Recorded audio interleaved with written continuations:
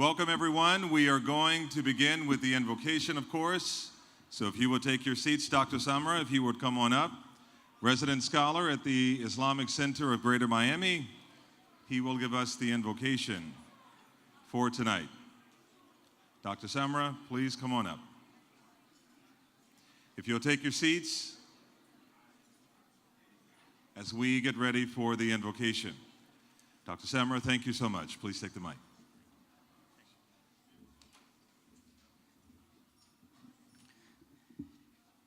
Assalamu alaikum, peace, salam, shalom.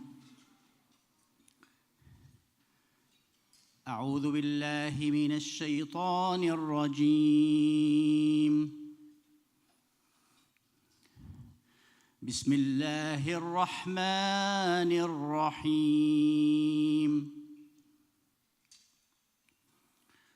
الحمد لله رب العالمين.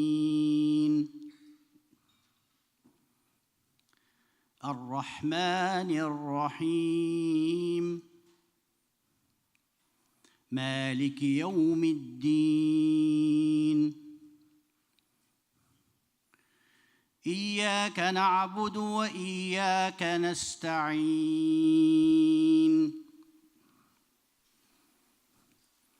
اهدنا الصراط المستقيم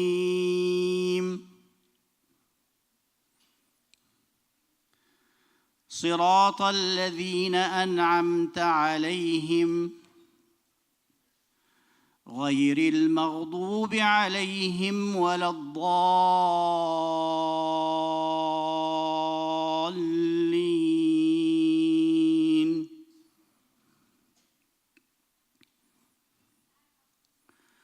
ولا تستوي الحسنة ولا السيئة ادفع بالتي هي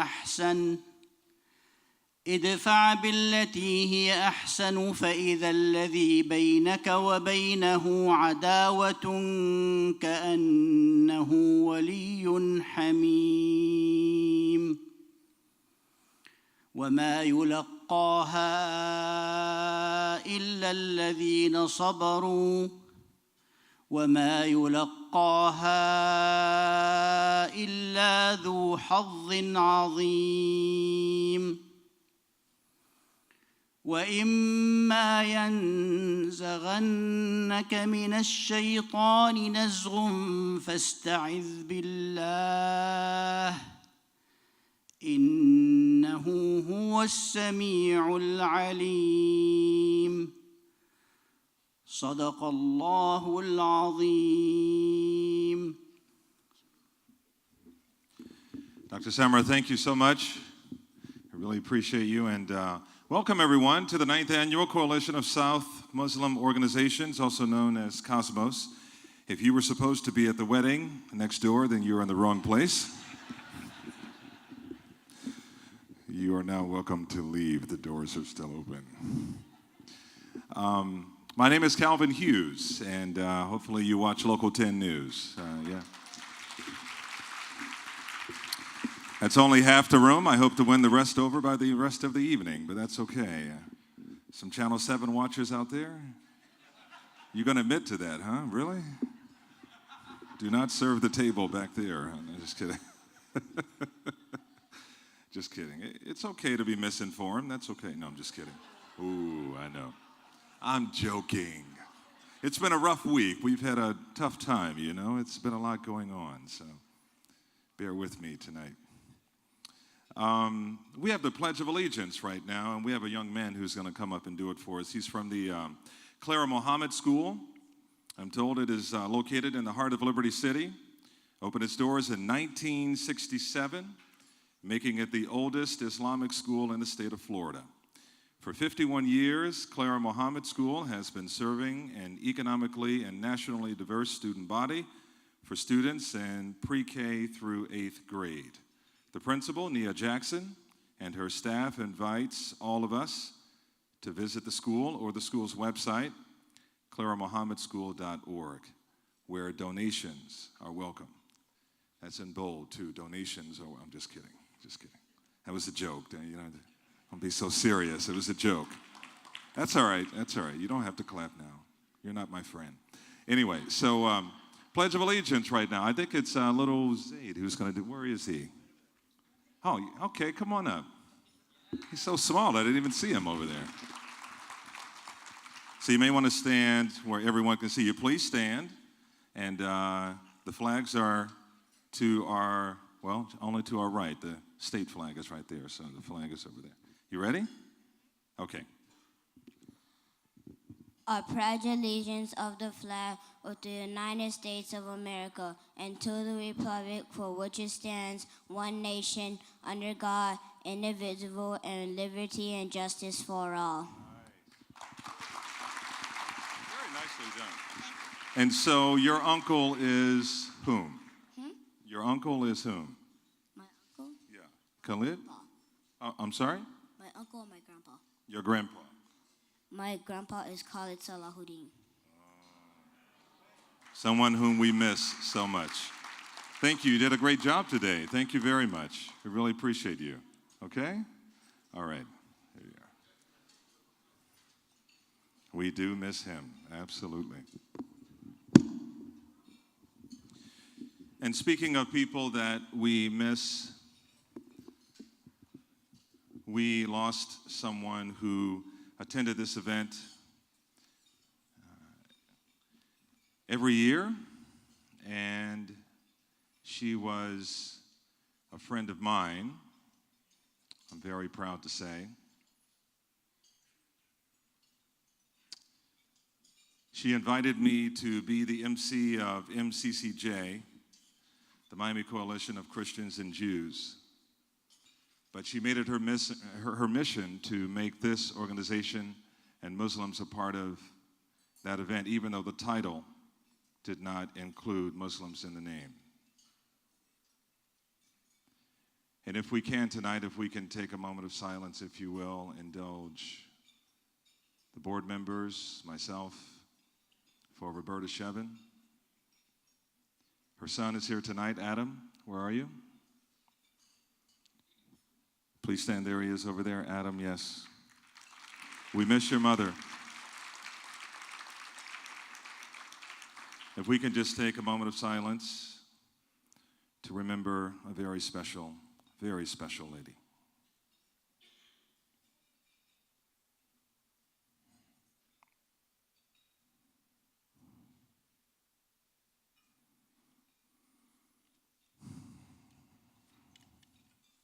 Thank you. And Adam, I want to say that I'm a member of that club of losing your mother. I lost my mother in August of 2018. She was only 67 years old. I didn't realize that the heart can miss someone that much. So your mother left a legacy, and she had a big impact on my life. And I guess the gift that we have is that when you love somebody so much, you know how to give it. So I have 3 children, and I try to give them the same. So blessings to you, my brother. Before we go to dinner or have dinner, we have a proclamation from the Miami-Dade City Commissioner, or Miami-Dade County Commissioner, I'm sorry, Daniela Cava, if you would come on up. And she has a proclamation for Cosmos today. A big round of applause for Miami-Dade County Commissioner Daniela Cava. Good evening, everyone. This is such a joyful event. I look forward every single year, always so welcoming, so inclusive. And I would like to just say a couple of things before I present the proclamations. We all know that Miami is a gateway to the Americas, but in this room we know it's so much more. It's a gateway to the whole world. And we are enlivened right here in Miami-Dade County by people not only from all countries, but from all faiths. And we are stronger as a county when we fellowship together and celebrate our diversity. So tonight I am very honored to join you to celebrate Cosmos, Coalition of South Florida Muslim Organizations, and the honorees who have done so much to build bridges between diverse and vibrant communities right here in Miami-Dade County. And celebrations like this are all the more important today than ever before, because we live in a world where extremist views have become more emboldened, and many would rather divide us than unite us. The only way that we can counter those harmful elements of our society is to spread love and build the bridges of cultural understanding, just like Cosmos does every single day. And we can never forget that the United States was founded by immigrants and the natives who were here before us, many fleeing religious persecution, and enshrined freedom of religion as one of our nation's most fundamental principles. So I am very appreciative of Cosmos for being such a uniting force in our community, and I am grateful to the thousands of Muslim residents in Miami-Dade County and the region for positively contributing to our community. So it is my great pleasure and honor to join in the celebration tonight with some proclamations from the county mayor, the chair, and myself. And if it would be acceptable, we could call them up and do that tonight. Okay, very good. Well, first of all, for the leadership of the great organization, today is actually Cosmos Day. Beautiful. Yes. So we have a day after day. Yeah, because we're starting late, we'll give you tomorrow as well. Okay, thank you very much. I really appreciate it, So thank you so very much. Okay, very good. If we can have your attention, I'd like to recognize our sponsors for tonight.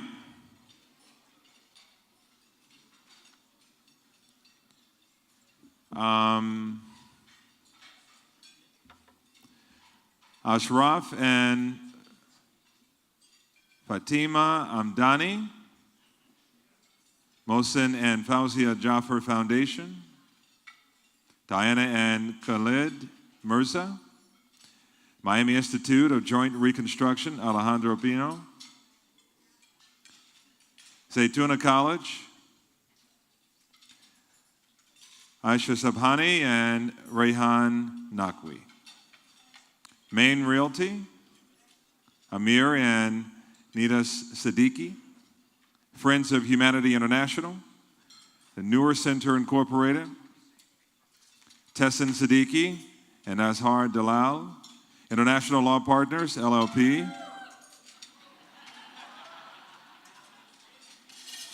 okay. Zahra Khan and Yasir Balu.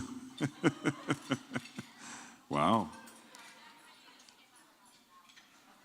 Zafar and Uzma Qureshi. Murtak Data System Incorporated, Mr. and Mrs. Riaz Merchant. FIU, Mohsen and Fauzia Jaffer Center for Muslim World Studies. FIU in the house. Where's FIU? Awesome, awesome, yes. Imran and Uzma Zaveri. All right, you got a little rivalry back there, guys. International law, you got a little rivalry. Watch out now. Saif and Amira Issouf. Yes. Also from FIU, Saif. Orion Academy, the Islamic School of Miami. Yes. Okay. Islamic Jafariya Association as well. Let's give them a big round of applause for all of the sponsors.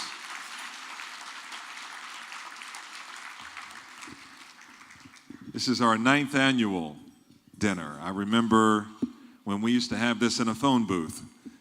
I had 2 sponsors to read. It wasn't that many. We've grown over the years. This is great.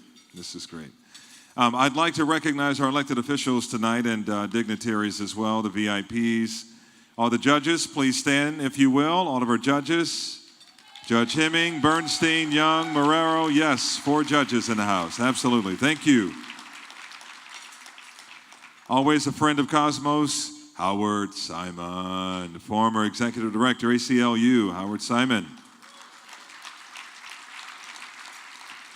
One of our recipients tonight, Annette Alvarez of Outreach. Miss Alvarez, and her husband, yes, her husband over there as well, yes. Andrew Del Val of the FBI is here as well. Andrew, you here? Yes. Thanks for coming. Members of the media, all the members of the media who are here. I understand Miami Herald. You here? Miami Herald? Yes. Okay. No other folks from television here? Better not be. I'm just kidding. I'm just kidding. Just kidding. Just a joke. It's a joke. All right. Linda Scotthofer of the United Way. Yes, Linda. Steve Marcus, HFSF. David Lawrence, of course, Children's Trust. David Lawrence, I saw him earlier, yes. The David Lawrence. From the ADL, David Edelstein, is he here? David? Brian Siegel, representing AJC. Yes.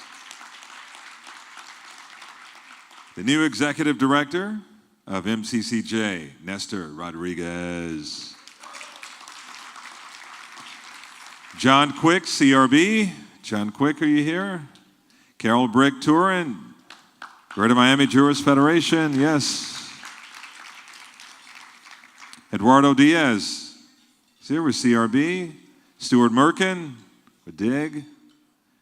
Brian Dervishi with MCCJ, yes. The one and only Cheryl Little, yes. She spoke to us. She was our keynote speaker last year. It was awesome. Michelle Mojaya, I hope I'm saying that correct. I hope I'm saying that correctly, with Baptist Health.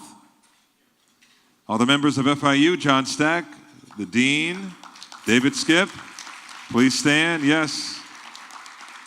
The folks from Florida Memorial University, please stand. Adrian Cooper, Opal, yes. And also the coach, Ansar Alamin, yes. All the members from MDC, Miami-Dade College, please stand if you will. There are quite a few of you who are here.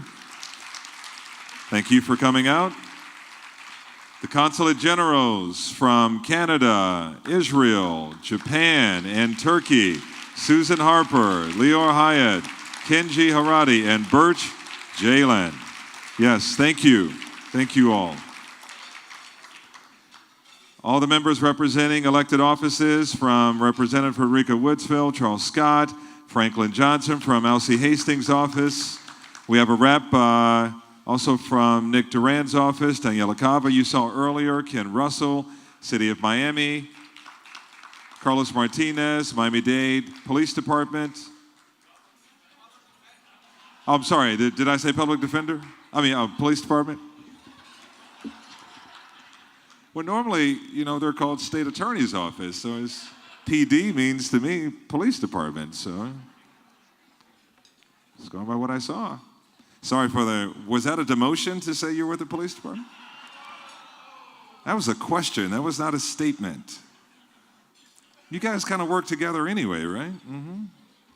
And then you tell us, and we tell it on the news at 6 o'clock. It's true. Okay, so the Vice Mayor of Hallandale Beach, Sabrina Habanella. Yes. David Williams with the City of Miami Gardens.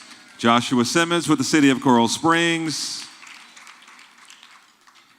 Lawrence Feldman with MDPS, so I don't mess that one up, PD or DP, so I don't mess the MD, DPS. Robert Asensio, the former rep, and the manager for the City of Hollywood, Dr. Wazir Ismail. Yes. All the rabbis, please stand if you will. We have two from Aventura, the Turnberry. All the rabbis who are here, please stand. Rabbi Birkin, Rabbi Rothman, Pastor David Monday as well from Iglesias Regatta. The chaplain with the UM Archdiocese, the Reverend Philip H. Tran. And representing AVP UM, yes, Ryan C. Holmes. Yes. Now, that's AVP is the Assistant Vice Provost, right? Associate, see, I messed that up too. Associate Vice President. I was close, though. You guys have offices in the same building, right? There, see, there, okay. Thank you for helping me out. All right, so we have an imam here, Imam Abdul Hamid Samra. Yes. Dr. Samra, we heard from him earlier. She's always at MCCJ as well, the Reverend Priscilla Whitehead. Is she here? Yes. And another rabbi here I might have missed, Rabbi Tom Hain. Rabbi Hain, yes. And another Imam Al-Ansar, Nasir Ahmed. Nasir Ahmed, yes. And Zakaria Badat. And did I miss anyone? Any other elected officials that I might have missed? I had 2 pages that I had to read. If you think you're a VIP, please stand. If you, I might have, all right. If you think you're a big deal, please stand. No, that's just short of being a VIP, by the way. Okay, so now for the welcome address. We have Dr. Subhani, who is going to come. She is with the, of course, a member of the Cosmos Board, a doctor, an ER doctor at the Cleveland Clinic, and also she is, she also helps with the Zaytuna College, first accredited, the Muslim liberal arts college in our country. Dr. Aisha Subhani. Give her a big round of applause, please.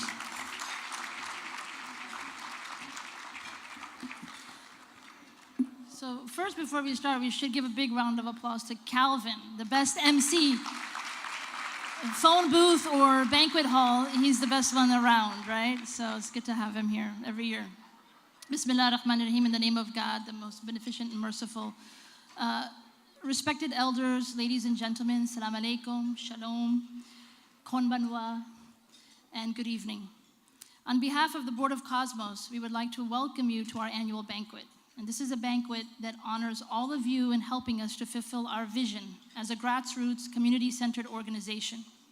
Cosmos is, as many of you know, the acronym is Coalition of South Florida Muslim Organizations.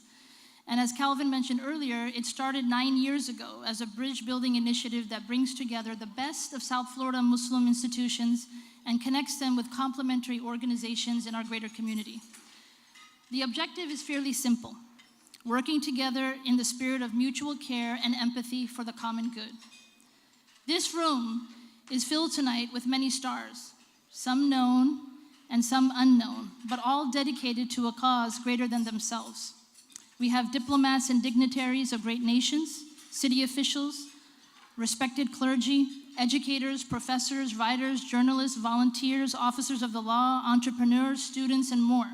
And this represents a cross-section of this great nation, and it's truly inspiring to see the breadth of what it has to offer. 2019 began right where we left off in 2018. Continued religious and political polarization, a growing mistrust with politicians, but even more concerning, a growing mistrust between fellow countrymen. Just this past week, we observed the 1-year anniversary of the tragic shooting at Stoneman Douglas High School in Parkland, and it's a school that I remember very well from my own high school years. From gun violence to border debates, immigration wars, the Me Too, fake news, disinformation, misinformation, free speech, abject poverty, the refugee crisis, trade wars, I could go on and on. But these are all our challenges that we must face together. But where do we begin? Well, we start here, in our homes and our communities. When the brilliant French historian and sociologist Alexis de Tocqueville visited the United States in the early 19th century to study this new phenomenon called the United States, he was in awe of what he observed. And he wrote, America of all ages, all conditions, and all dispositions constantly form associations. They have associations of 1,000 other kinds: religious, moral, serious, futile, general or restricted, enormous or diminutive. As soon as several of the inhabitants of the United States have taken up an opinion or a feeling they wish to promote in the world, they combine. From that moment, they are no longer isolated men, but a power from afar. And if men are to remain civilized or to become so, the art of associating together must grow and improve. So we at Cosmos are committed to this very associating or connecting with our fellow citizens and global partners to play our part in bringing about positive change. Our programs have included interfaith and interreligious dialogues and alliances, including a strong partnership with the MCCJ. We have the Islam Today series that was generously hosted by the Miami-Dade College at their campuses. And this has allowed for us to, big shout out to them. This has allowed us to have open discussions about Islam and Muslims and to dispel many of the myths and misinformation that's out there. We have the Kristallnacht program, which is a brilliant Jewish and Muslim dialogue remembering both the Holocaust and the Bosnian genocide. And our community has spearheaded many amazing initiatives, such as the UHI Community Care Clinic, which is a volunteer-based organization that provides free primary health care to our low-income and uninsured community members. It has grown so rapidly in the past few years that they will soon break ground on a brand new clinic with more facilities to serve our community members.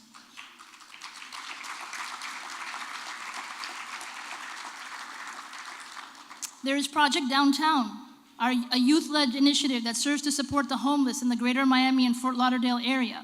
There's Noor Center, a domestic violence shelter that serves DV victims in our community. They also are all expanding due to the great need for this service in our community.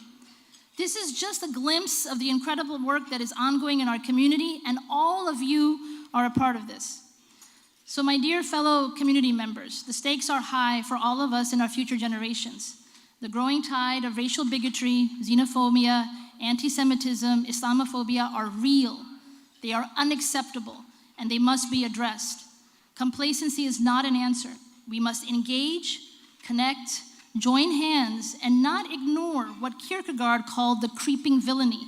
Those small seeds of hate and evil that are ignored, they go unchecked, and then they lead to unspeakable horrors.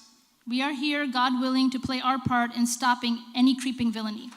We don't have to agree on everything, but we must respect our differences, engage in civil discourse, and focus and build on our shared values and commonalities. President Lincoln told us many years ago that a house divided against itself cannot stand. So we are here to stand together against hate, armed with only love, prayers, and good old-fashioned hard work. So last but not least, I leave you with the noble words of the Prophet Muhammad, peace and blessing be upon him. And he said, "Love for humanity what you love for yourself." So on that note of love, we at Cosmos wholeheartedly welcome you tonight, and we are sincerely grateful to have you as our friends and partners in good. Thank you, and God bless.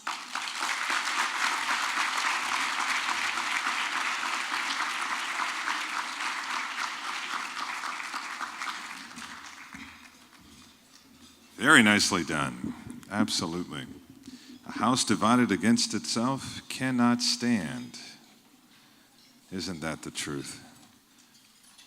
We should plaster that somewhere. Don't you agree? Okay. I'm just wondering if you guys are with me tonight. I understand they're serving desserts, but you can still be with us.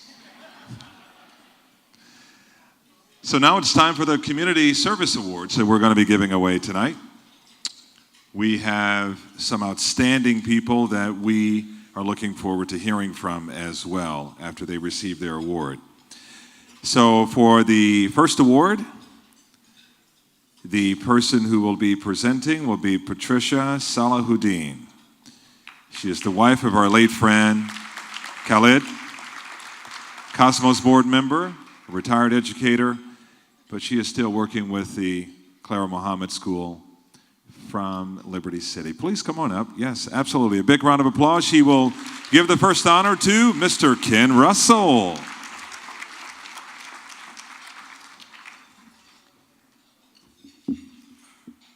Bismillahirrahmanirrahim. Assalamu alaikum. Shalom. And good evening. I can't speak Spanish, but I don't want to say the wrong thing. Like I'm just buenos dias, buenas noches. So, good evening, everyone else. This evening, we're recognizing our honorees, people who have done great community service. And this award goes to someone who champions social justice. Social justice, or justice, is a major part of our faith. And I say our faith, Islamic faith, but it's also a major part of all of the faiths. Being just. In our revelation, the Quran, in chapter 5, verse 8, we are told, "O you who have believed, be persistently standing firm for God, witnesses in justice, and do not let the hatred of people prevent you from being just. Be just, that is nearer to righteousness, and fear God. Indeed, God is acquainted with what you do." Commissioner Ken Russell is receiving this recognition tonight because of his courage and foresight. He stood up, or he stands up, for justice. He sponsored a resolution against Islamophobia, which was passed by the Board of Commissioners for the City of Miami. We thank Mr. Russell for his leadership, his foresight, and his call for justice for the marginalized communities, not just for Islam, but for the whole marginalized communities in our city of Miami. For this, we honor you, Mr. Russell. Thank you so much. I am honored to be honored. It's very special for me. I'm very lucky to be the first ever Japanese American elected official in the city of Miami.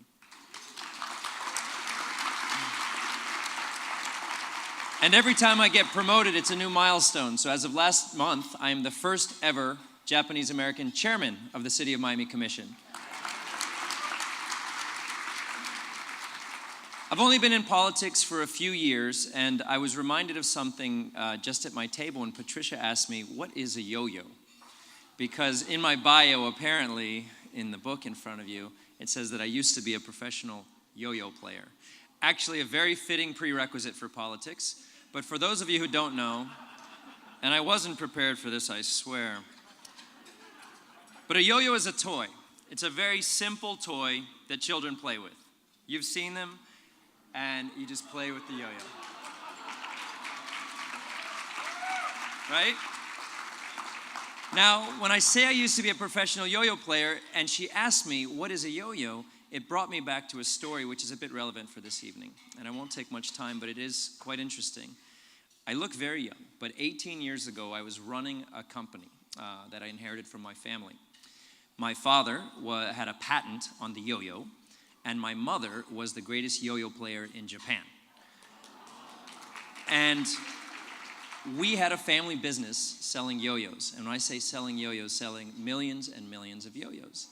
We had gone to over 90 countries over a period of 50 years and sold 500 million yo-yos. And so when I took over my family company, I wanted to grow, I wanted to improve the company, and I realized out of those 90 countries, we had never been to the Muslim world. And so I started working on that. And I had put together one of the largest contracts we had ever had. It was with 8 Muslim countries, and it was all coming together. And it was going to be very fun and very profitable, and we were going to introduce our kids to their kids, and it was going to be teaching a new toy and sport to a new part of the world. And when I mentioned that it was 18 years ago, you might find the relevance in that it was on the morning of September 11th, 2001, when I heard the news of the towers, and all of my contracts were canceled. In fact, I got on a plane that day, the next day, and traveled. And the reason I was able to do that, because in the US, all of the planes had been grounded for that period of time by Secretary Norman Mineta, who happens to be the highest ranking Japanese American in the history of the United States. But that was his task. It had never been done in the world before, in the history of the FAA before. But I happened to be in Denmark that day when the towers fell. And so the next day, I got on a plane and I had to do a very circuitous route to Turkey and then to Bahrain. And then I got in a car and drove across the desert to Riyadh without air conditioning, all to cancel this contract. And it was a shame because I had been to Riyadh a few months before putting this together, and I introduced this simple toy to kids who said, "What's a yo-yo?" And they thought it was like magic, and it was so enjoyable. But that moment broke my heart because I realized we weren't going to be able to do this. And that was the start of a kind of invisible dividing line between our worlds. And that has not gone away, unfortunately. And in fact, even more so in our current political climate. And I won't bore you with the long story of how I went from a yo-yo player to a politician, but I came into politics just 3 years ago. And under the new administration, you've seen all the talks of a physical wall being built on our southern border. But a year and a half ago, it was all talk about an invisible wall under the idea of a travel ban.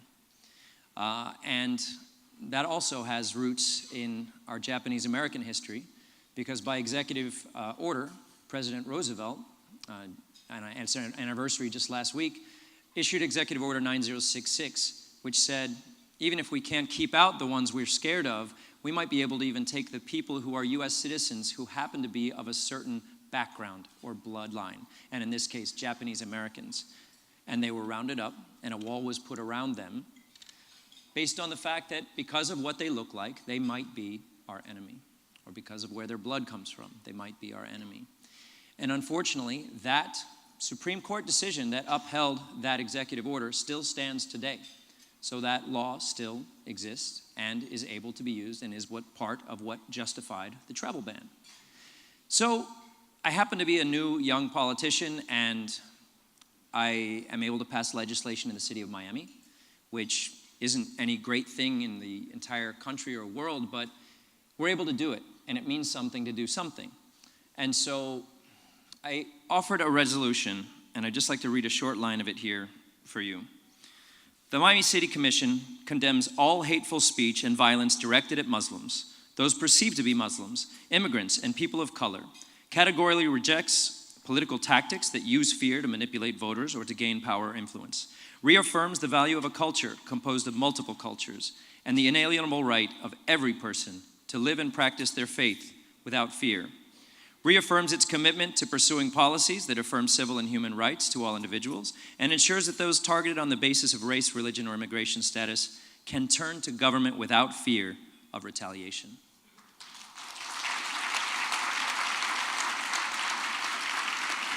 Thank you. But honestly, I don't feel it worthy of great recognition because it shouldn't be that hard to say or do. There shouldn't be anything brave or difficult about saying words like that. It should be as simple as asking a child, should we hate each other? They'll tell you no. Is the sky blue? Yes, it is. Should we it should be difficult to pass legislation like this? No, it shouldn't. So I thank you for this honor, but I don't feel it's an honor. I feel it's a responsibility and an easy, simple one that we should all be able to take on every day of our lives. So thank you very much for the recognition. That was a great story, man. I really enjoyed that. That was really awesome. Let me give you a...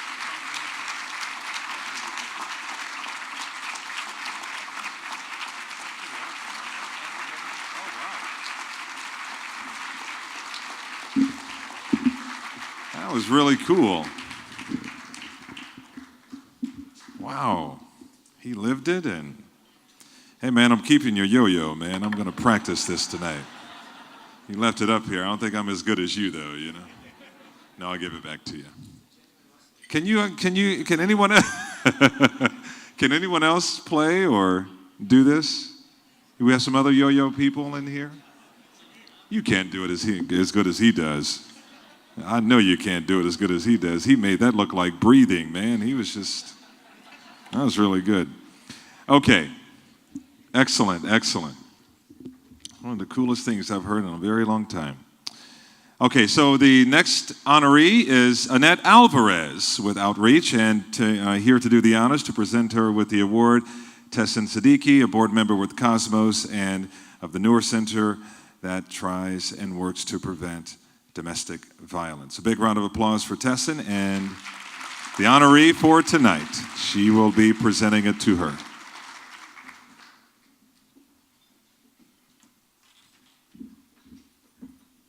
Assalamu alaikum. May peace be upon you. Shalom. Welcome tonight. Everybody's having a good time? Yay. I met Annette in 2013 through my uncle, Mohammed Shakir. She has been instrumental in providing a holistic and meaningful experiences to professionals from across the world. She's the executive director for Global Ties Miami, which has welcomed almost 4,000 emerging foreign leaders to Miami. Muslim community down here in South Florida has been very fortunate to connect with these leaders across the world and exchange ideas and solutions. Kind of goes along the same lines what Commissioner Ken Russell was talking about with the yo-yo and the toys. Among the children, but this is more so with the adults and the leaders. So we're getting there, 18 years later. But Global Ties Miami has been working on this project, over 60 years. From the group, we have hosted from the group of leaders from India that were here to learn about gender equality and social justice, to the groups from Trinidad that were here to learn how we do things here when it comes to counter-terrorism. And all these and many such experiences, we were able to have these experiences thanks to her leadership, and for that, we thank you. Without further ado, I would welcome Annette Green Alvarez.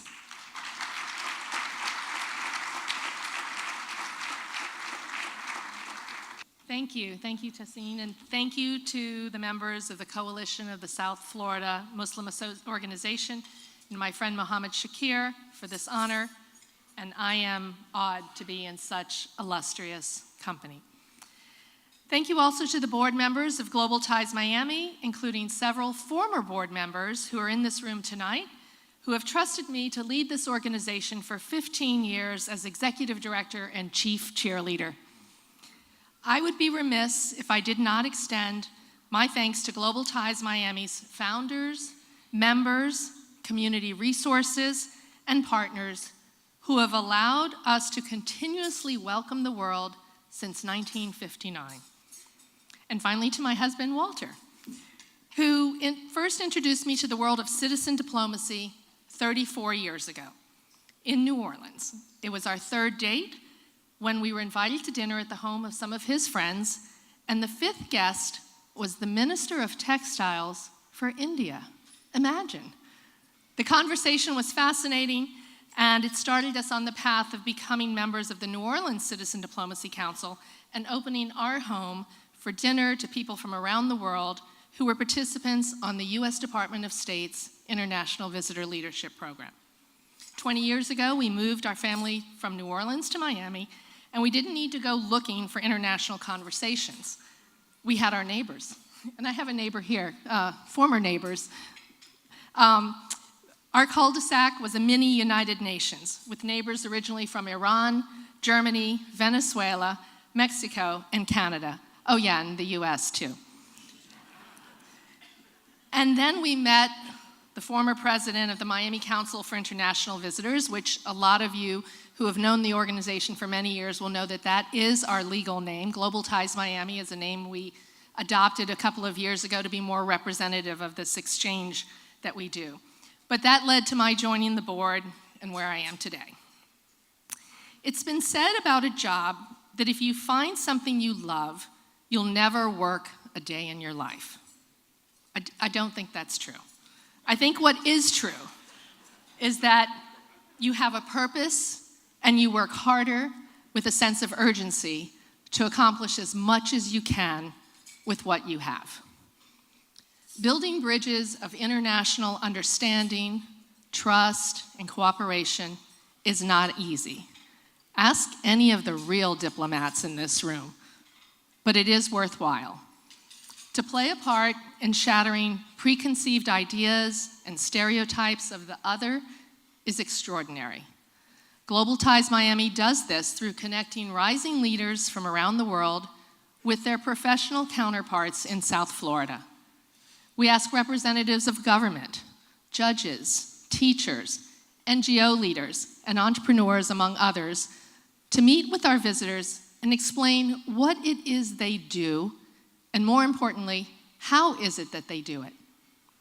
It is through these meetings and exchanges that we move beyond the headlines, sound bites, tweets, and posts, and become real to one another. I recall a former deputy director of Miami-Dade County's elections department telling me how much she enjoyed meeting a group of visitors who were educators from the Middle East when I called to thank her the next day. She told me she'd seen a story on the national news that very morning about the civil strife in Yemen. It struck her that had she not met this woman from Yemen, her perception of the country would have been one-dimensional. And it was she who thanked me for arranging the meeting and providing her with an opportunity to see another side. This is what we do, and what we call citizen diplomacy. Now I'll share an expression that I do believe is true, and that is, everything meaningful happens below the surface. Cosmos, thank you for this recognition and for the good work that you do above and below the surface in South Florida.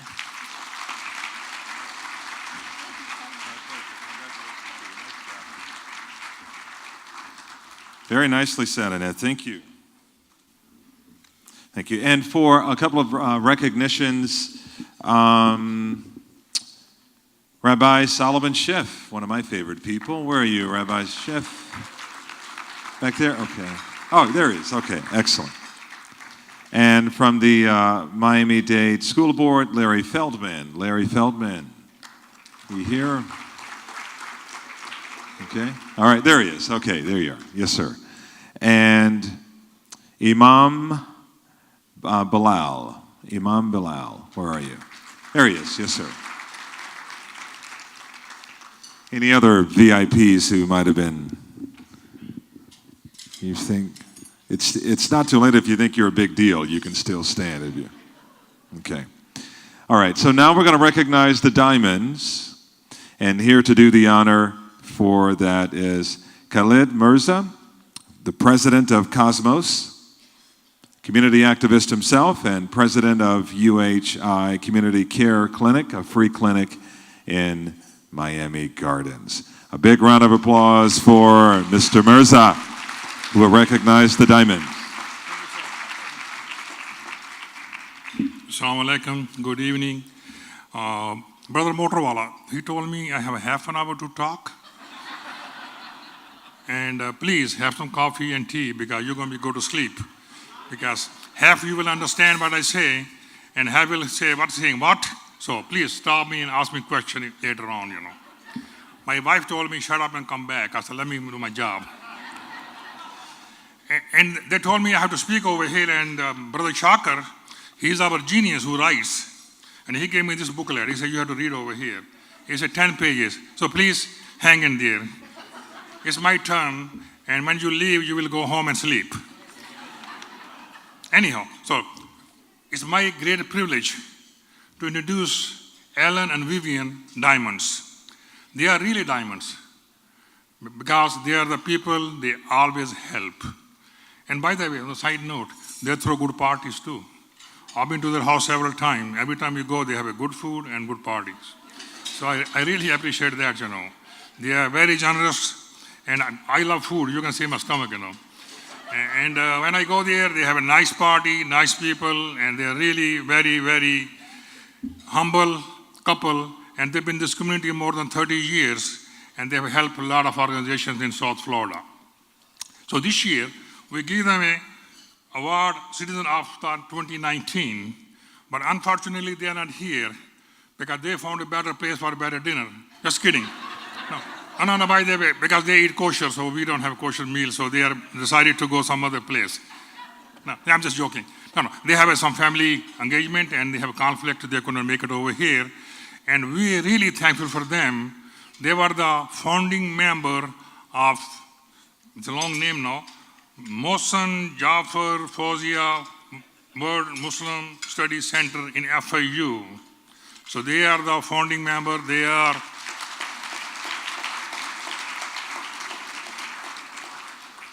and actually I remember a couple of years ago, the first time I went to their house, they had beautiful condo on the water, you know. I want to stay there. My wife said, hey, let's go home. You're staying over here too long, you know. So they had a nice gathering over there. They brought the people together and they started the fundraising.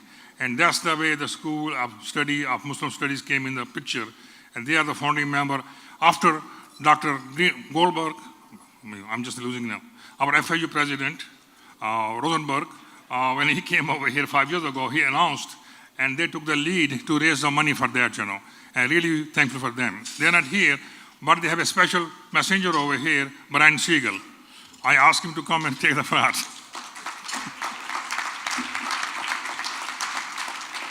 So, Salam Alaikum, Shalom. Congratulations on the awardees that you chose tonight. Really, such phenomenal people who are doing such great work, and the Diamonds are no exception. They, Alan and Vivian Diamond, send their regrets that they could not be here in person, and I was very honored that they asked me to accept the award on their behalf. They asked me to convey their appreciation for this recognition to the leadership of Cosmos because they share the values of treating others with kindness and respect. Like Cosmos, Alan and Vivian seek to recognize how interconnected we all are. As we just heard, they've had a profound impact on our community through their leadership and support of many organizations. Alan Diamond asked me to accept this award for him and Vivian because he's a member of American Jewish Committee, the organization for which I serve as the director in South Florida, and he and Vivian have encouraged and supported the work that we've done with our brothers and sisters in the Muslim community through the Muslim Jewish Advisory Council, or MJAC for short, which at both the national and local level brings together Muslims and Jews on issues of common concern to us both as American religious minorities. This work is especially important at a time of great polarization that we heard about so eloquently earlier, and a time of rising hate crimes against both of our communities. These are issues that we are trying to tackle even here in Miami with leaders of Cosmos. I want to thank the leaders in this community from the Muslim American community who stood in solidarity with the Jewish community after the tragic killings in Pittsburgh. This show of unity and solidarity meant more to the Jewish community than you know.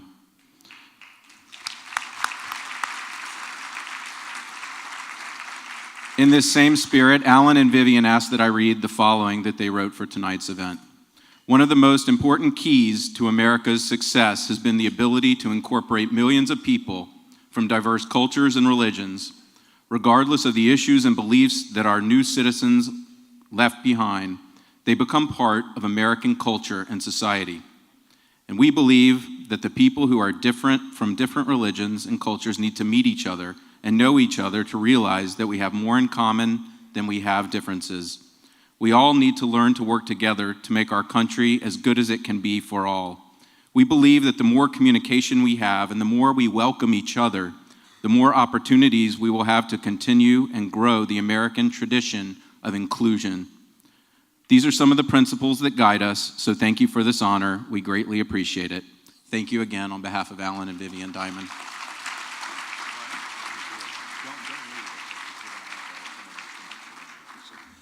Okay, Brian, don't leave. Larry, come on up. You have some medals to give the rest of our recipients. Annette, if you will come back up, and Ken, bring your yo-yo too with you. If you just come on up. We have a special presentation from the Miami-Dade School Board. You coming? Okay, he's coming. All right. In the meantime, maybe you guys take a picture together.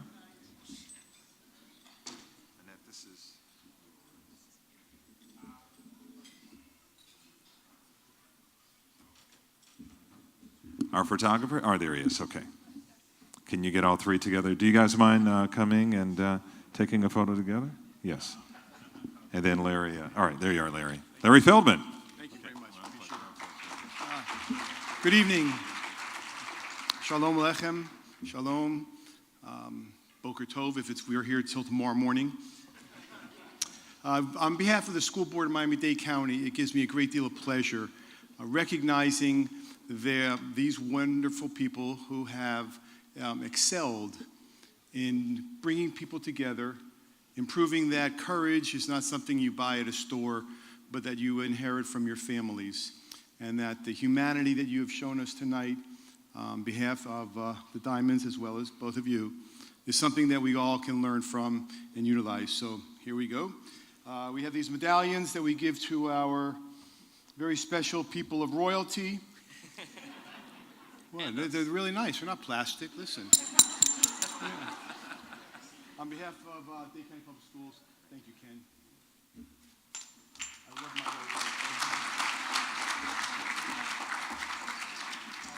visitors from Turkey and everywhere. What a job. You gotta work for free. I hope you do.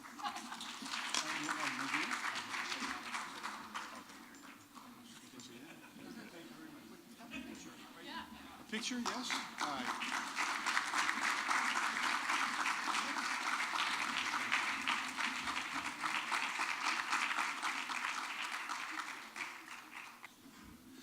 One other recognition, someone, I'm kind of kicking myself that I didn't recognize him early on.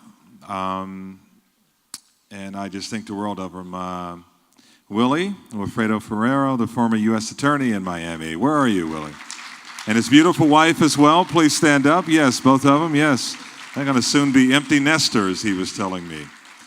There's a son at Princeton who's a kicker at Princeton on the football team, and another son who is going to be leaving Ransom, correct? Did I get that correct? Yes, absolutely. So smartness runs in the family, I guess, huh? Okay, so now for the keynote speaker. And to do the honors of introducing our keynote speaker is a Cosmos board member himself, and also the chairperson of the Turkish American Religious Foundation, Mehmet Yulutaş. Did I get that correctly? Yulutaş, yes. I feel like I'm at the Oscars now. They did need a presenter after all. Kevin Hart didn't do it. Good evening. Don't expect me to be as funny as Khalid Bhai, but bear with me.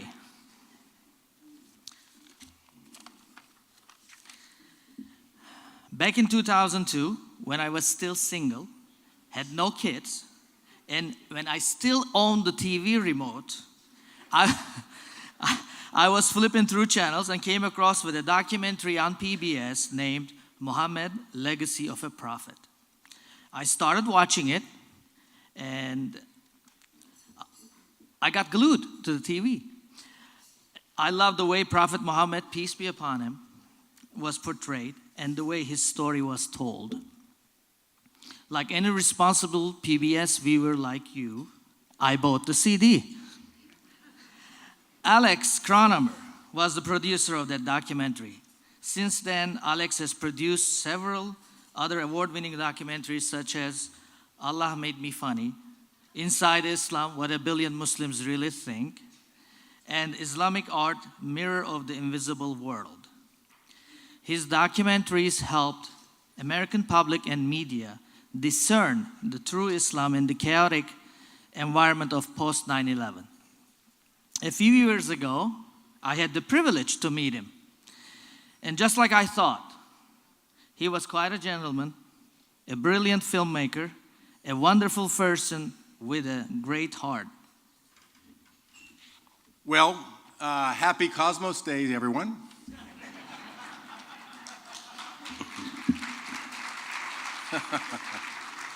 You know, many people have come to the stage and made some interfaith greetings, so I think I should also begin with some proper Miami interfaith greetings. Let me say to everyone, shalom, salam alaikum, peace and all good, and to everybody else in the audience, let's go Heat.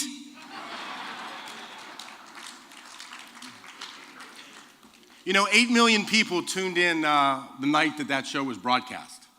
It has now become part of reconciliation and peace efforts around the world, including in Egypt, in India, in France. It's being used in a major engagement campaign between evangelical Christians and Muslims in our own country. So there's been a great amount of impact that this film has had. And in addition to everything else Cosmos does, I have to say that Cosmos was also one of the financial supporters of this film. Well, hold your applause for a moment, because what I really want to say, and I want to say this to Cosmos, our host here, is that I would like you to get on your feet and really show your appreciation for Cosmos, for the support of the film, for their humanitarian initiatives, their tireless efforts to build bridges of understanding here in Southern Florida, and for hosting us here tonight. Let's get up and show them what we think of them.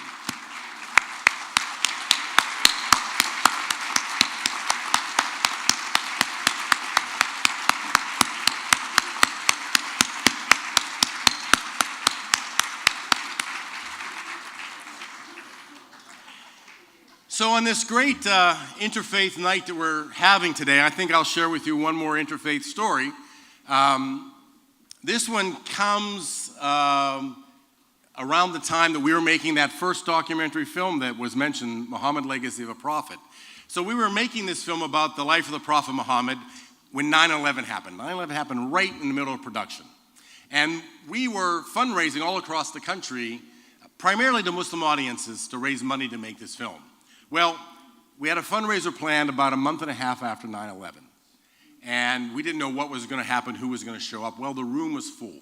Like 1,000 people came.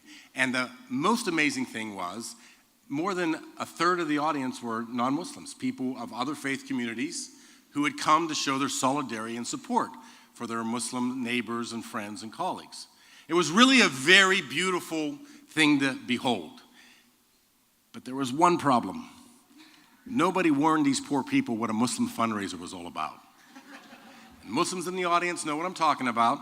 You've been to a number of them. There's great speeches, there's good food, entertainment, and then the fundraiser guy gets up. He says, lock the doors. No one's leaving until we raise the amount. And then he starts haranguing people, threatening damnation if you don't give. You know, on and on he's going. Now, if you've never been to a Muslim fundraiser, one of the things that's typical is when somebody gives a large gift, rather than people applauding, somebody will say takbir, which in this context means, who is this blessing really from? And the crowd yells, Allahu Akbar, it's really from God. You know, this idea that in Muslim belief that your money really isn't yours, it belongs to God, you're just the custodians of it. So if you give a big gift, it's really God giving that gift. So that's what begins happening. The fundraiser starts, guy standing there, and the usher brings a big, thick wad of checks, and he starts reading them off. He's like, $10,000, tikbir. $5,000, tikbir. On he goes, reading them out, saying tikbir. And I'm sitting at the head table with some of the other faith guests who were invited, and at one point, one of the women leans over to me, and she says, boy, there's a lot of people named Talk Beer here.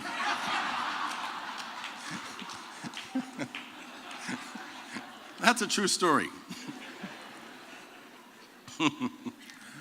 Speaking of fundraisers, we're going to actually have one on April 14th for Unity Productions Foundation, and for the new film we're working on, about the animated film about the Muslim poet Rumi, and a poem that saves a young Syrian refugee girl's life.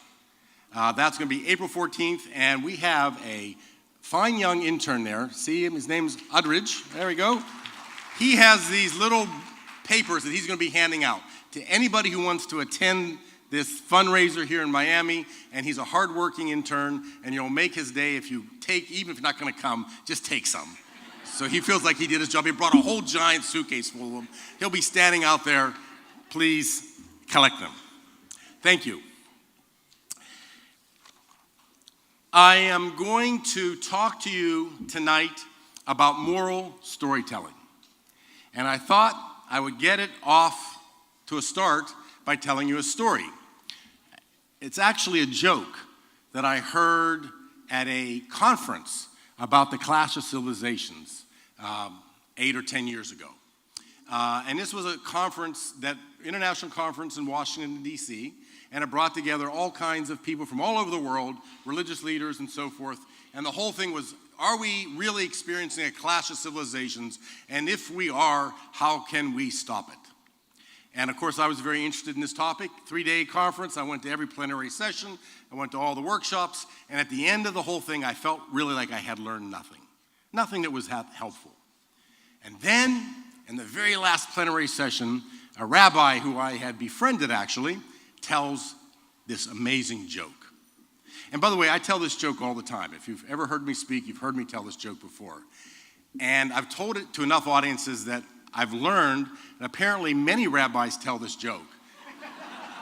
Although every one of them has a slightly different variation. So to the rabbis in the audience, I'm going to tell a version of the joke. I know it's not, the one that you probably tell, but here it goes. It takes place in the Middle Ages in Rome at a time when the Jewish community and the Catholic community aren't getting along. So the Pope calls in the head rabbi. He says, I think it would be best if the Jews would just leave Rome. The rabbi says, let me make a deal with you. Let's have a theological debate, me and you. If I win, we get to stay. And if I lose, we will leave without a fight. The Pope says, okay, but under one condition. You can't talk during this debate. Kind of weird terms for debate, but the rabbi agrees, and they set a stage. It's announced. So the morning the debate arrives, thousands of people have filled up the piazza there in front of the Vatican. They've built a stage. The Pope comes up on one side, the rabbi comes up on the other, and the debate begins. First, the Pope puts up 3 fingers like this. For a moment's hesitation, the rabbi puts up 1. The Pope nods. He's impressed. So he makes a gesture like this over his head. Again, without a moment's hesitation, the rabbi points firmly to the ground. Once more, the Pope nods. He thinks. He turns around and he has a table with a communion wafer and wine. He picks it up and he holds it out for the rabbi to see. Now, for the first time in the debate, the rabbi seems stumped. He thinks, he shrugs, he reaches into his cloak, he pulls out an apple. At which point, the Pope says, the debate's over. The rabbi wins. The Jews can stay in Rome. Down the stage he goes. Immediately he's surrounded by the cardinals and the bishops. They say, what was this about? The Pope said, it was a fascinating debate. First, I put up 3 fingers like this to signify the Trinity. And he raised 1 to remind me we share one God in common. So I made a gesture like this over my head to say that God sits in his majesty in the heavens above. And the rabbi pointed to the ground, reminding me that God's on earth, watching and judging. So I took out the wine and the bread to signify redemption. And he pulled out the apple to remind me of the sin of Adam, which we all share in common. Now, the same conversation was happening with the rabbi and his followers. And the rabbi was like, yeah, wow, woo, it was a weird debate. First, the Pope put up 3 fingers to say the Jews had to leave Rome in 3 days. I said, not one of us is going to go. He said, no, the Jews have to leave Rome. I said, we're staying right where we are. And then the weirdest part of all, he took out his lunch, so I took out mine.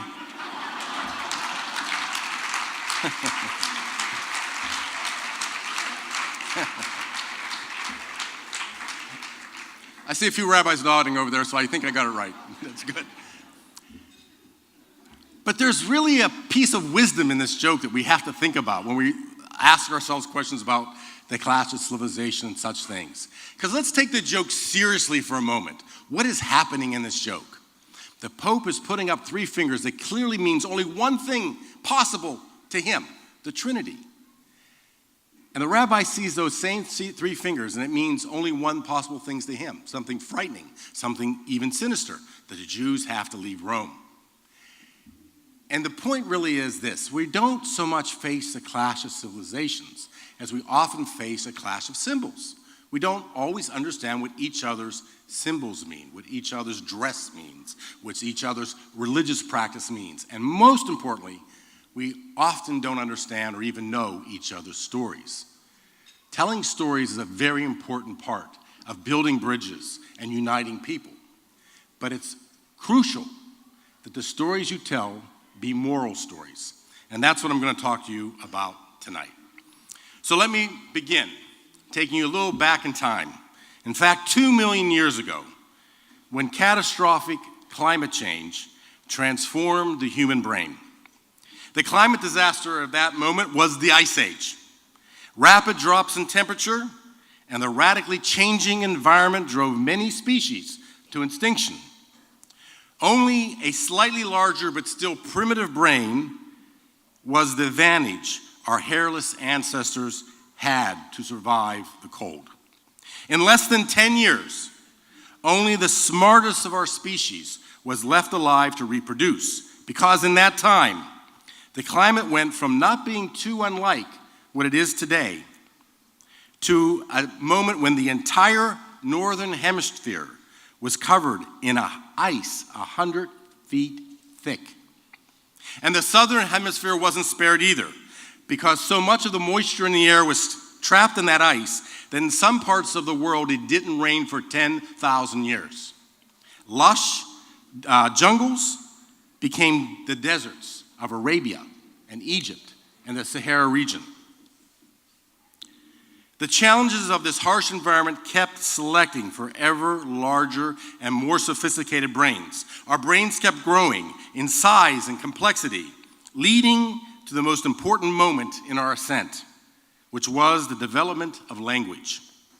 With language, our ancestors could combine their brain power, communicating experience, sharing knowledge to accomplish ever more complex tasks. Humans developed the ability to learn, to ponder, plan, and imagine. We became builders and inventors. We ascended to the top of the food chain and bent the natural world to meet our needs. But before we made this transformation, we required something else. Animals are controlled by their inbred instincts. They are born with all their behaviors, attitudes, and proclivities hardwired into their brains the moment they open their eyes. A lion can only behave like a lion, and a gazelle can only act like a gazelle. But our bigger brains gave us something unique in the natural world. It gave us free will. And with free will came a wide spectrum of possible behaviors. At one end, the possibility of acting more gracefully than any gazelle, and at the other end, being more ferocious or cruel than any lion. As we were released from the dictatorship of instinct, something was required to organize the anarchy of our thoughts and emotions of our large brains and situate our behavior along this spectrum of good versus evil. And that thing was stories. Just ponder for a moment the central place stories play in your daily life.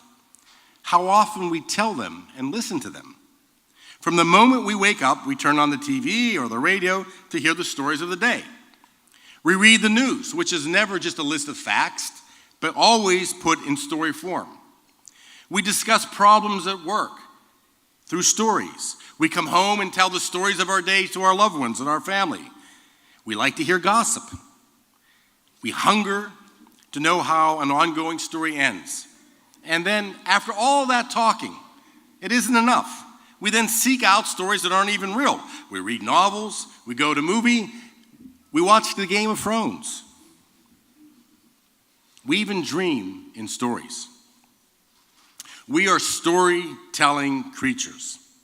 That is what defines our humanness. Data from the Bureau of Economic Analysis shows that in 2017, about $970 billion was spent on food production, while $1.6 trillion, almost double, was expended in the publishing, arts, and entertainment sectors. Let me say that again. $1.6 trillion spent on telling and consuming stories. The stories that we are told and that we tell ourselves determine how we view the past and think about the future, where we are going as individuals and peoples, what is possible and what is not possible, and very importantly, to the topic of moral storytelling, who are our friends and who are our enemies, who it is that we should fear, exclude, drive away, or even kill. Stories are the most powerful mover in human affairs. The violence that has been the hallmark of the 20th century so far, from the attacks of September 11th to the wars that have followed in Iraq and Afghanistan, from the Syrian refugee crisis to the political divisions around the humanitarian crisis at our own border, from the massacres that have happened in recent years in churches, mosques, synagogues, in our high schools, in our elementary schools, to the ugly and divisive language that has entered our public discourse. All these, every one of them, was determined on that specter of good versus evil by the stories that were told and believed. All the isms and phobias, sectarianism, racism, anti-Semitism, nationalism, fascism, which once again has to be added to the list, and Islamophobia, are all rooted in the stories we tell about the other. This has always been the case, but the difference today is that social media magnifies the power of stories by degrees unthinkable in the past. Memes are created in an instant. Words that reduce another to a dismissive nickname change public policy. No longer is the old ditty true that sticks and stones can break your bones, but names can never harm you. Today, names can cause a whole nation to rise up against you. Names can trample your civil rights. Names can make others indifferent to your plight. Individuals have more leverage than ever to do good or great harm by the stories they tell. That is an enormous power, and therefore also a great responsibility. And why the storytelling we all engage in, more now than ever before, must be moral. So what is moral storytelling? Moral storytelling begins with the understanding that all stories are fictions. In life, events happen. One thing follows the next, often without being directly related to what happened before. But to tell a story, we need a beginning, middle, and end, and oppose that artificial structure on otherwise random events. In life, the people around us think and feel in ways we can never really know. But to tell a story, we need a cast of characters. Who is the good guy? Who is the bad guy? So to properly cast our story, we ascribe motives and intentions to others that by necessity is always fiction and can be construed either in a positive way or, as authors of these stories, in a negative way. In life, events and happenings do not usually have a clear through line or plot. In fact, the more you know about any situation, the more complicated and muddy it usually becomes. But when we tell our stories with beginning, middle, and ends, with casts of good guys and bad guys, we impose a through line, a plot. So the story will have a satisfying conclusion, ignoring details and facts that don't support it. That is what filmmakers and professional storytellers like me do to make the movies you enjoy.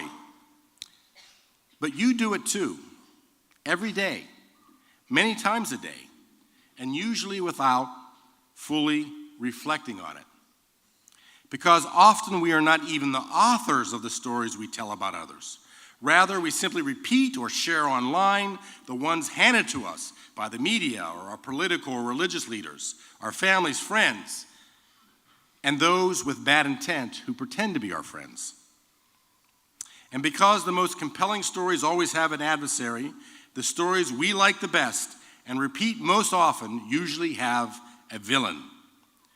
And the stories that stick in the mind and are most powerful in influencing our behavior are the ones with strong beginnings, middle, and ends, with clear good guys and bad guys, and plots that are easy to follow, even if the facts do not support them. Even if, as in the case of all the isms and phobias, they are not true. It is something that we so easily and often fall into that we are warned about it in the 10 Commandments. After being forbidden to kill or commit adultery or steal, Commandments 6, 7, and 8, comes Commandment 9, thou shalt not bear false witness. That means that the very basis for being a good person, in addition to not stealing and not killing, is to be a moral storyteller. But how do you tell moral stories? How can you tell when a story you hear is immoral? Well, here are some clues. Any story that has a narrow or predictable plot is likely not a moral story. A moral story is rarely simple and is never predictable.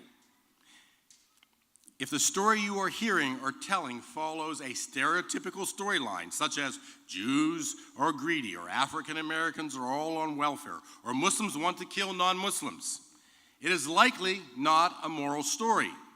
In fact, such tropes often get the true story exactly wrong. The most philanthropic group who account for a huge portion of all charitable giving in America is the Jewish American community. Poor whites, not African Americans, disproportionately use welfare. And the number one target of terrorist groups like Al-Qaeda and ISIS is not Westerners. It is other Muslims. In fact, according to a UN study, 93% of all the victims who have been killed by ISIS or Al-Qaeda in the last decade were Muslims.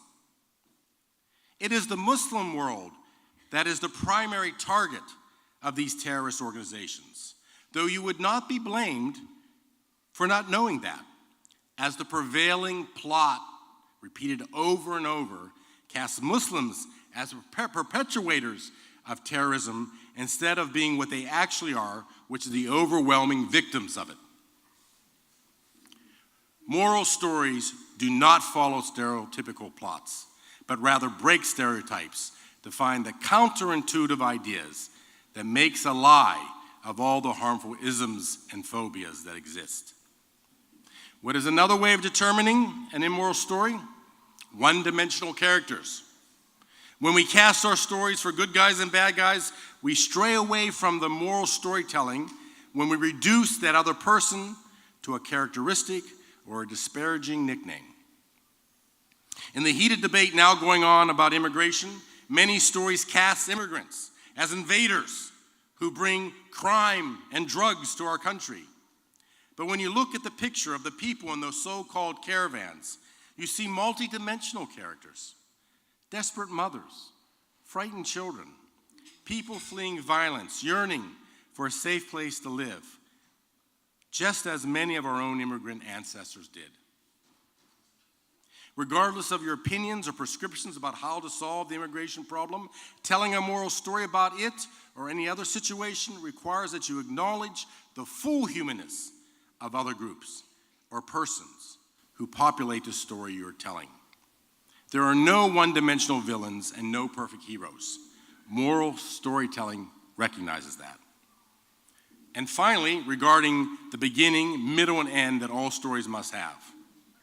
The entire meaning of a story can change by where the teller chooses to begin the tale and where he or she chooses to end it. For example, just to take a common experience, When you start a story to a friend about someone who was rude to you in the checkout line or cut you off on the highway, and you end it with how you put them in their place, perhaps made a gesture with a particular finger to let them know how you really think of them, you've constructed a neat little tale with a beginning, middle, and end. But was it moral? Moral storytelling begins earlier, before the offense, and ends later with the imagining of what happened once you parted. Don't begin with how some jerk said something rude to you in that checkout line, but maybe with how he or she must be having a pretty bad day to say something so rude. Maybe they recently got bad news. Maybe something is happening in their family or with their job or with their health that has put them on edge. That is how a moral story begins. And a moral story doesn't end with how we told them a thing or two, but how, even if we did tell them a thing or two, maybe we were also having a bit of a bad day and hope that the person was doing better. Complex plots, three-dimensional characters, stories that begin earlier and end later. All of these are ingredients of moral storytelling. But it is hard. So hard that it found its way onto Moses' tablets 4,000 years ago, and never harder to do than in today's very divisive times, when immoral storytelling has become the predominant way we tell and consume stories about the other. That is why our film, The Sultan and the Saint, is having such an impact around the world. A simple Christian friar named Francis of Assisi and a beleaguered Muslim ruler, the Sultan of Egypt, in the midst of the Crusades, chose to ignore the immoral stories each side was telling about the other and cross the battle lines and meet each other and tell different stories, ones that regarded the enemy as multidimensional people, whose stories began long before the battle lines were drawn, and whose stories as fathers, sons and brothers, mothers, daughters, and sisters would continue after the fighting ended. And with those stories in mind, Francis and the Sultan of Egypt met each other with compassion and faith. And in that meeting, they changed world history. You know, we always talk about the Crusades, throw that term around, but no one ever really talks about how the Crusades ended. They ended when two people told different stories about each other, and those stories spread. That is the power of moral storytelling. It can do more than save your soul. It can change the world. Don't blindly share stories on social media that don't hold up to the characteristics of moral storytelling. Challenge narrow, stereotypical stories with better ones, moral ones. You have a great power in your hands. All of you can be agents for the good simply by the stories you tell. Thank you, and God bless you.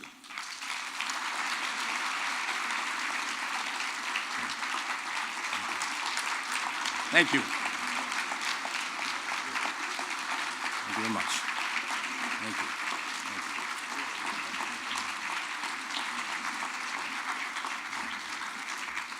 My gosh, wow. You need to go to every journalism school in the country and tell that speech, moral storytelling. Can save you, can save the world. It's about humanity. The more you know about a story, the more complex it is. Everybody wants an easy story, right? If the ending is too simple, it's likely not true. Gosh. I'm holding on to those notes. Excellent, man. Excellent, really. We need that today. It's to Mark Twain saying that a lie can travel halfway around the world before the truth can put its shoes on. It is so true. Thanks to the internet. I can go on and on and on. Would you come to my newsroom and give that speech? I'm serious. I have to talk to our president. Wow. Really. Excellent. Man. Okay, so we'd like to thank our sponsors once again, and you have seen their names scrolling on the monitors, and there's a long list of them. If you want to see them, you can look at your program book as well. But we want to thank them once again. Let's give them a big round of applause, all of them. And a couple of other people that I need to mention from the State Attorney's Office. I don't know if I have it with me here. I don't. That's my parking ticket. Speaking of parking tickets, what do we do with our parking ticket? Do we get them stamped or no? They do get stamped before they leave. Okay, that's one other housekeeping note. From the U.S. Attorney's Office, if I remember her name, Maisha Dowro. Yes, there she is. Yes, absolutely. But you have a middle name too, Shantae. Yes, Maisha Shantae. My memory is not as bad. I'm 48 years old. See, I always have a senior moment. Okay, and Ben Greenberg. Ben Greenberg. Where are you, Ben? There he is. Yes, you guys are together. U.S. Attorney's Office, right? Okay, all right.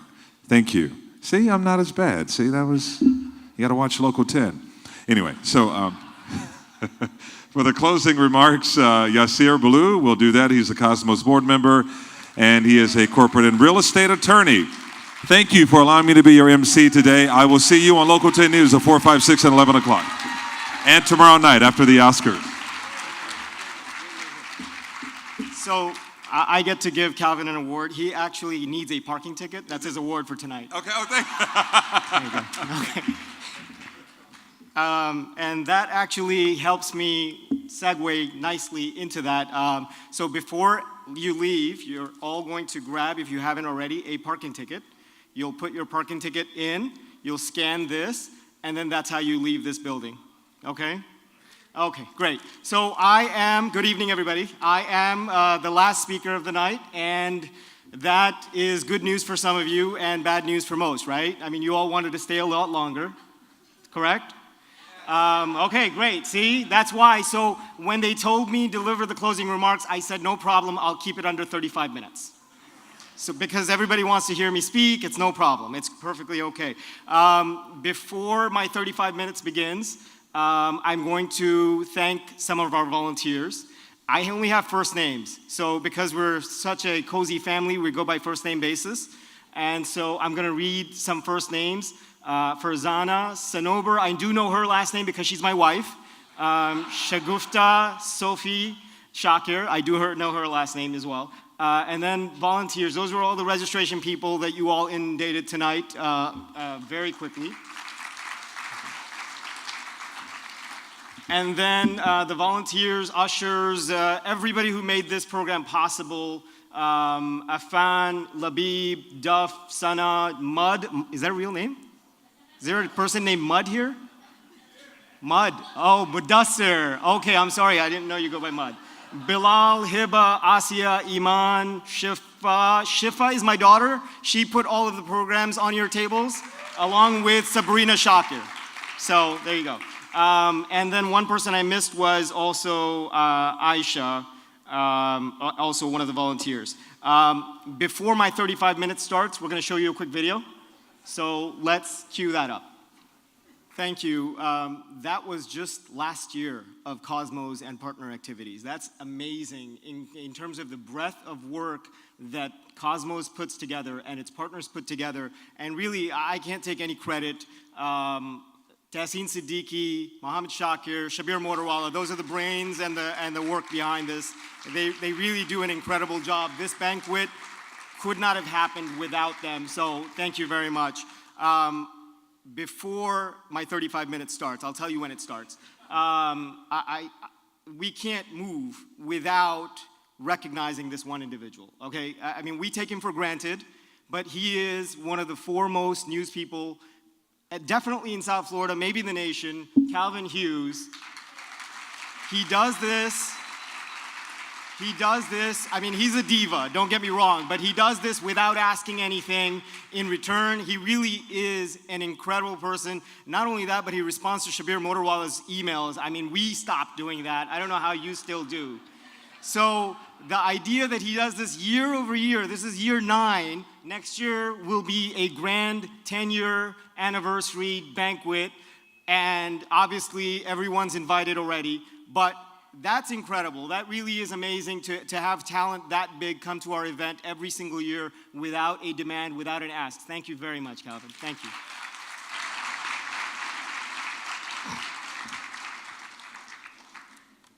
Okay, Hamad, where are you? You there? Okay, start the clock now, okay?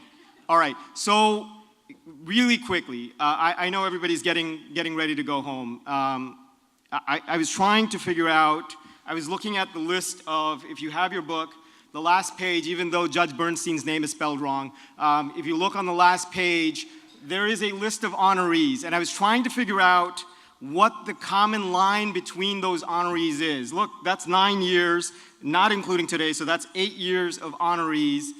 And really, there's a diverse, it's very diverse list. Men, women, black, white, Jewish, Christian, none of the above, gay, straight, all manner of people were awarded at the Cosmos Banquet. And so I was trying to figure out a line. And really, we call this a bridge building award. And the reason we do that is because the common line between all of these people is they walked outside of their comfort zone to do something that may have been difficult, that may have been outside of their comfort zone, but they did it anyways. And really the reason we do that is because that comes from a long line of the Judeo-Christian Muslim prophetic tradition, right? So if you read the scriptures that we are taught, the idea is that those people who were chosen by God to be prophets, what they did was they walked outside of their comfort zone to do what was right. That's who those people were. And these people who have been awarded, and the people that you saw tonight, even the yo-yo playing Ken Russell, they have walked outside of their comfort zone. And they've done something that they felt was right. And that is a prophetic tradition, and that's the reason Cosmos recognizes these people. That's what we're striving for. So the people in this room who haven't earned this award, or who have earned this award but haven't been recognized for this award, the goal for next year is to come back to this dinner having gone outside of your comfort zone, having done something that will carry on that prophetic tradition. Because outside of us, that's it, right? This is it. This is a room full of people, and our family and our friends who we can touch. Those are the people who are going to make this world great again, right? So with that said, I want to make a special announcement. I wouldn't normally do this, but I have to because he paid me to do this. Khurram Wahid, Khurram, the check better be very large. He is running for Coral Springs Commissioner. He is walking outside of his comfort zone, right? The idea, think about it, successful is overstated. He's a good lawyer, good lawyer, walking outside of his comfort zone to venture into politics because there is an opportunity to do good. That is what I'm talking about. So please support Khurram in what you do. I think he has one of those Muslim fundraisers Alex was talking about earlier tomorrow. But if you can't make it, he has a website, he does all of that stuff. So please support him. Thank you very much for coming. I think I've covered everything. Thank you very much.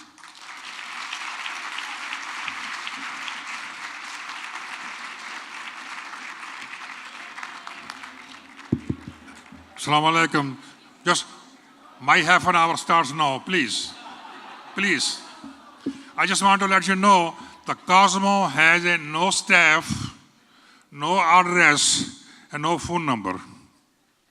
Cosmo has no staff, no address, and no phone number. It's all done by the volunteers. Mr. Cosmo Shabir Motorwala, Tehsin Siddiqui, Mr. Shakar, Mehmet, Naveed, and brother Billu. They are the backbone of our organization, and they do all the work by themselves. Without any staff, we work only on the volunteers. So I'd like to thank all the board members for putting a beautiful program over here.